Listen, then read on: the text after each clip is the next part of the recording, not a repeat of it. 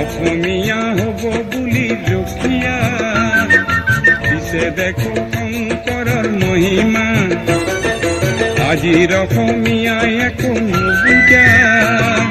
কি হৰে ৰাগিনী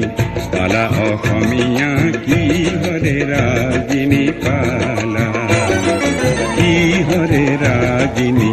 পালা অসমীয়া কি হৰে ৰাগিনী পালা